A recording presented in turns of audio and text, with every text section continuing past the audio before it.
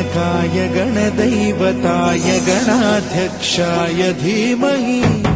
गुणशरीराय गुणमण्डिताय गुणेशानाय धीमहि